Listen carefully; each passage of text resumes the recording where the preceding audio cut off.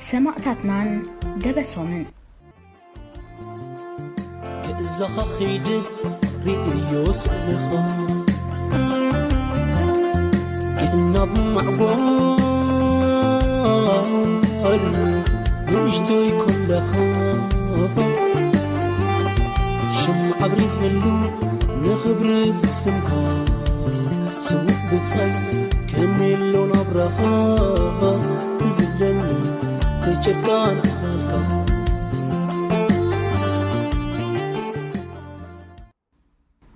ህዝቢ ኤርትራ ናጽነቱን ክረክብ ዝኸፈሎ መስዋዕቲ ንዓለምና ካብ ዘደንቑ ሒደት ፍጻሜታት ምንባሩ ንህዝብና ሲትረፍ ንዓለሙን ግሉጽ እዩ። ካብ ነፍሲ ወከፍ ቤተሰብ ኤርትራ ነዚ ኽቡርን ረዚንን ናጽነት ኤርትራ ትንፋስ ዘይከፈለት ኣላ ምባል ኣየድፍረካን እዩ። ናይ ርሑቕ ዘመዱ ይኹን ናይ ቀረባ መቕረቡ ከምኡውን ካብ ዓርከ መሓዛ ወይ ካብ ጎረቤቱ ንናጽነት ኤርትራ ዘይወከፈ የለን። ህዝብና ብሓፈሻ ኣስላሙ ክርስታኑ ዓብ ምስ ንእሽቶ ወዱ ጓሉ ከበሳ መታሕቱ ሆይሉ ኣብ ሰውራ ኤርትራ ብምስላፉ ድማዩ ነቲ ዓቢ መግዛእታዊ ሓይሊ ብምስዓር ዝተዓወተ ውሉድናይ ማሕፀነይ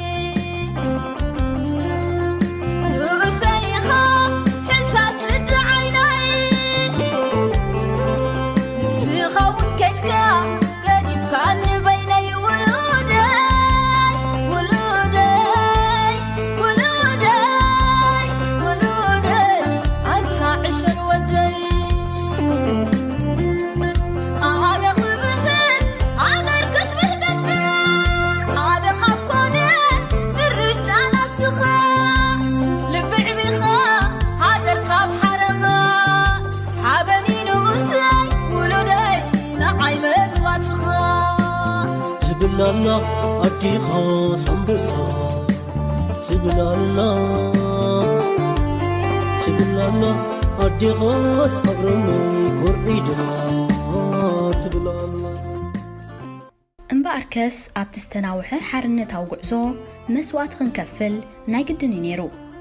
ኮይኑ ግን ንኤርትራ ዘመሓደር ዘሎ ስርዓት ነዚ ረዚንን ክቡርን መስዋዕቲ ብዙሓት ጀጋኑ ከምቲ ዝድለ ኣይደበሶን።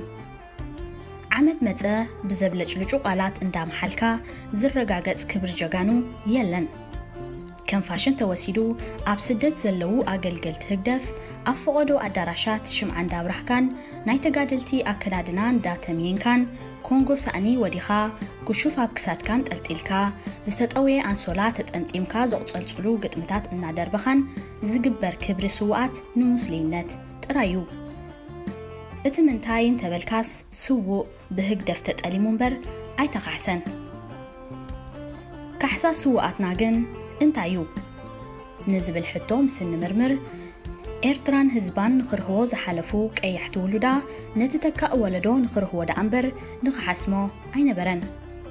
ህዝቢ ኤርትራ ሎሚ ካብ ኣብ ትሕቲ መግዛእቲ ብዝኸፍእ ኣገባብ ይእሰርን ይርሸንን ይሳቐን ይስደድን ኣሎ። ስውኣትና ነዚ እንተዝሪኡ ንኽኣምንዎ ኣዝዮም ተጸገሙ ነይሮም። ብተወሳኺ ሃገርና ኤርትራ ድሕሪ ናይ ብዙሓት መስዋዕቲ ኣብ ክንዲ ኣብ ጎደና ልምዓት ትሕንበብ ብኣንጻሩ ናብ ውድቀት ገዛኣ ትምርሽ ዘላ። ሃገርና ኤርትራ ኩለን ከተማታትን ሓውሲ ከተማታትን ነንሕድሕደን ዘራኽብ ዘተኣማመን ዘመናዊ ጽርግያ ተሃኒጹለን እንተዝራኸባ ነይረን ስውኣትና ተደቢሶም ኢልና ምኹራዕና። ሓረስታይ ብናጽነት እንተዝሓርስን ደቁ እንተዘይመንጠልን ነጋዳይ ከም ልቡ እንተዝነግድን ንብረቱ እንተዘይራሰን ዕድመ ንስውኣትና ኢልና ምተነየትናሉ።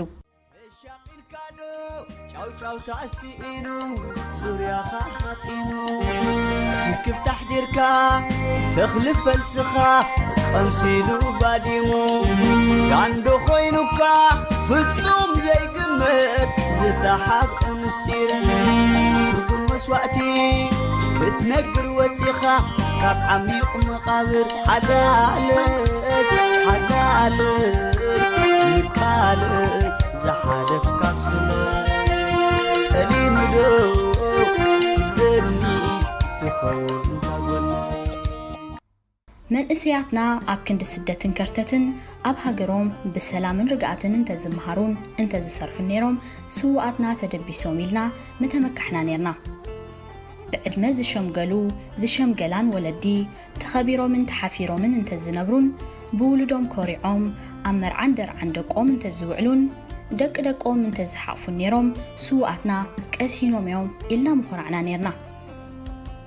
ህዝብና ብናጽነት ከም ቀደሙ ደስ ዝበሎ ሃይማኖት እናኣመነ ብሰላም ቤተ ክርስቲያንን መሳጊድን ስዒሙ ብሰላም ንቤቱ እንተዝመላለስ ነይሩ ዓስቢ ስውኣትና መስተማቐርናዮ ነርና። ልዕሊ ኩሉ ድማ ደቂ ስውኣት ተማሂሮምን ኣብ ዓዶም ከቢሮምን ኣብ ዝሓሸ ደረጃ በፂሖም እንተንርኢ ነርና ኣፍና መሊእና ከይተሰከፍና ሕድሪ ስውኣትና ኣማን ብኣማን ተተግቢሩ ኢልና ብርእሰ ምትእምማን ምመጎትና ነርና። እዚ ኩሉ ግን ክትግበር ኣይተኻለን። ንስንኩላን ዘይኽበረን ብግቡእ ዘይመሓደረን መንግስቲ ባህላዊ ስርዓት ህግደፍ ኣብ ፈቆዶ ቦታ ዳስ እናተኸለ ሽም ስውኣት እናልዓለ ብመዛሙር ተሰኒው እንተቆዘመ ንብዓት ሓርገፅን ሙስሊምነትን ካብ ምዃን ሓሊፉ ካልእ ፋይዳ ክህልዎ ኣይክእልን እዩ። ኣብ ማይ ሓባር ንስንኩላን ናብ ስውኣት ዝቐየረ ጸሊም ሂትለር ኣቶ ኢሳያስ ኣፈወርቂ ሰነ 20 መጸት ብስም ስውኣት እንተገዓረ ንመን ከታልል ይኽእል?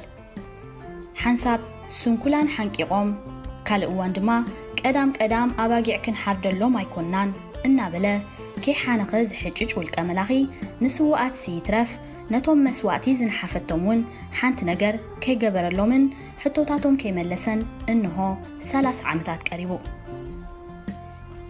ስንኩላን ኤርትራ ኮነይልካ ምንቅስቓሳቶም ንምድራት ብሞቶር ዝንቀሳቐሳ ዓረብያታት ከም ዘይወሃብኦም ተሰሪሕሉ እዩ።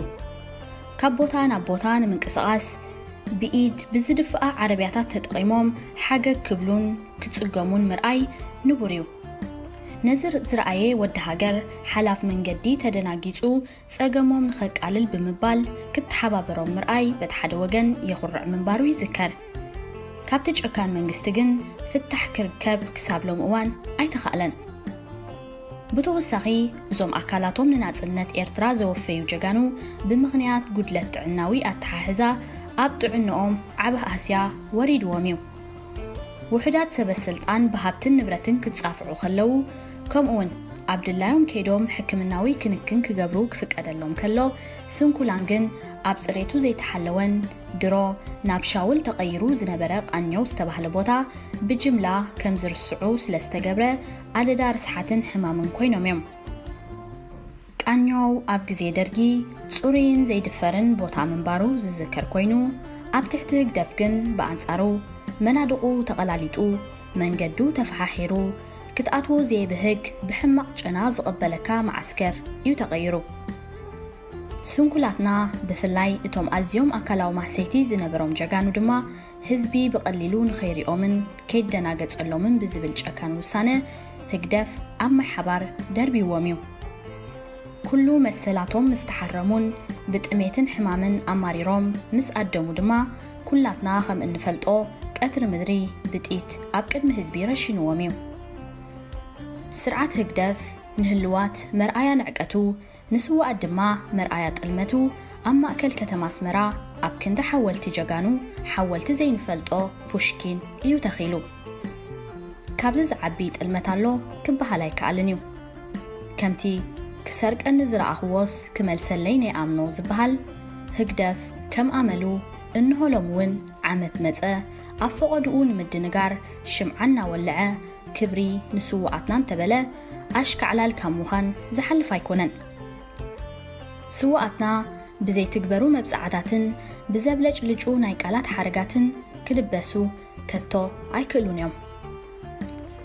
ስርዓት ህግደፍ ካብ ስሩ ምዝብንቆስን ኪኖ ሓጹር ምዝድርበን ዝተሰደ ህዝቢ ኤርትራ ናብ ሃገሩ ምዝምለስን ኣብ ሃገርና ኤርትራ ፍትሒ ነጊሱ ብስርዓተ ሕጊ ክንመሓደር ምስ እንጅምር ጥራዩ ድማ እዩ ስውኣትና ዝቐስኑን ዝድበሱን። ንስውኣትና ብፍላይ ንመላእ ህዝቢ ኤርትራ ድማ ብሓፈሻ ንድብሰሉ ግዜ ክንፈጠር እምበኣር ኩልና ደቂ ሃገር ብዘይ ኣፈላላይ ይኣክል ኢልና ምስ እንብገስ እሞ ሃየ ኩልና ኣብ ሓደ ዓቢ ጽላል ተጠርኒፍና ንበገስ።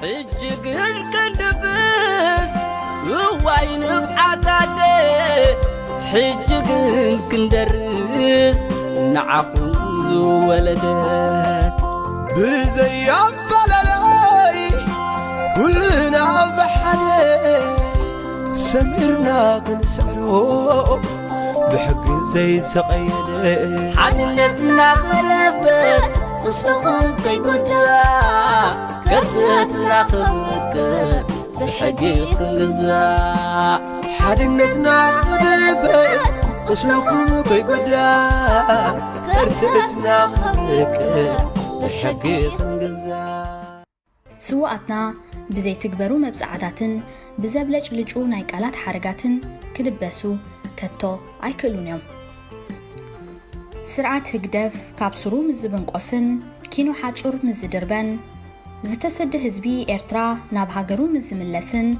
اب هاجرنا إرترا فتحنا جيسو بسرعات حقي كن محضر مس ان جمر ترايد مايو سواءتنا زقسنون زدبسون نسواءتنا بفلاين ملا هزبي إرترا دما بحافشان دبسلو جزي كنفترن بقر كلنا دك هاجر بزي فلالاي يأكل لنا مسن بقسيمو هيا كلنا اب حدا عبد صلال تطرنفنا نبقس كبرن زخرن نسماتات إرترا عالم سجد حقوس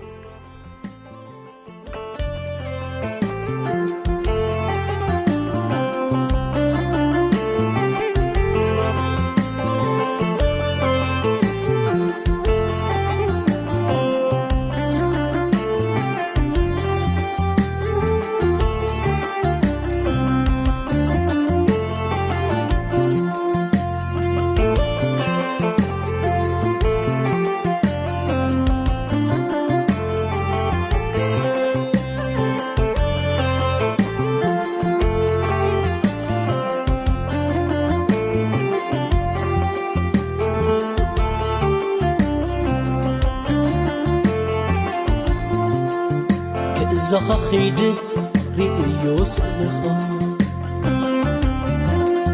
كنا بمعقار ويشتوي كلخا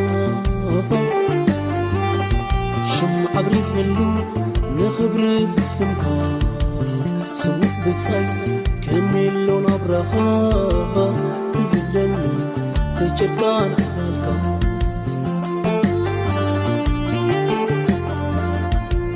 زخخيد رئيو سلخا كنا بمعقار ويشتوي كلخا شم عبري هلو نخبرت السمكا سوق بتاي كملون عبرها تزبلني تجرقان عالكا نقر ولاديت حوج بوج قبلكي قدني خون ونكسب معكي تشاحة ورحي أما تنكتيركي كدت عمت ونازي بانكي قناد جينا تحطني إخي ولادكي موتن تاريخ بدفلكي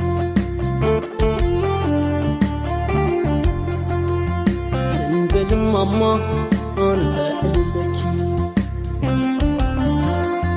نزقك حزين ماما تاريخنا يولدكي كيف تنك تقسم ماما بتشوف أخر بحري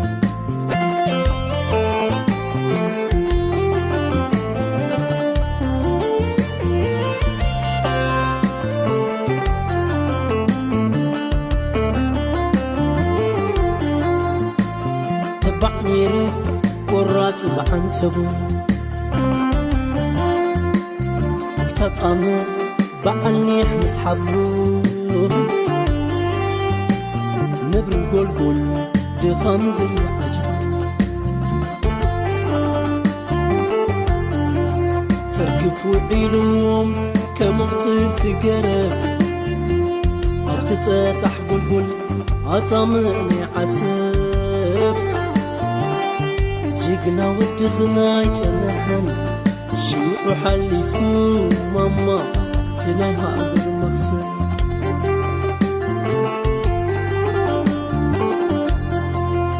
ولديها ولدنا يبحثني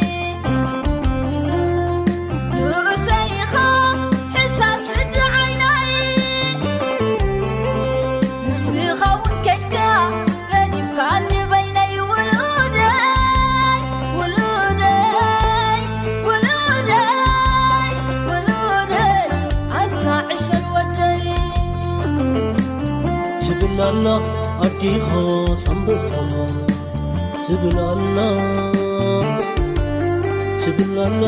أديها صبرمي كورئيدا تبل الله قاتلو مريت مسقاتلو سماي بارئن توكتي مسقاوكاو تاصحاي تنك مسواتو صنيف كسبني ساعن أماي ماما بزايف أدمني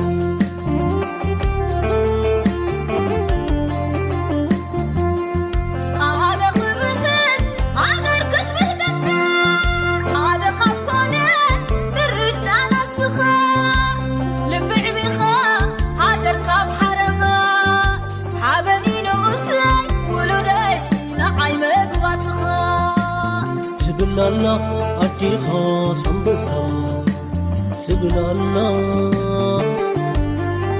الله أديها صبرمي كورئيدا تبل الله ولديها ولدنا يبحثني نبسيها حساس للجعيني نسيخا ونكتكا قديف كان بيني ولودي ولودي ولودي ولودي عسى عش الودي هذا قبثت عقر كتبه دكا هذا خبكوني بالرجال السخا لبع بخا هذا ركاب حرخا حابنين ومسي ولودي نعي مسواتخا تبل الله أديها صنبصها تبل الله أديها صبرمي كورئيدا تبل الله أديها صبرمي ينبسا تبل الله أديها صبرمي ينبسا تبل الله أديها صبرمي ينبسا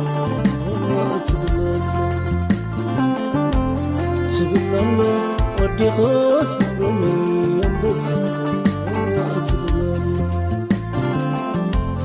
تبل الله أديها صبرمي ينبسا تبل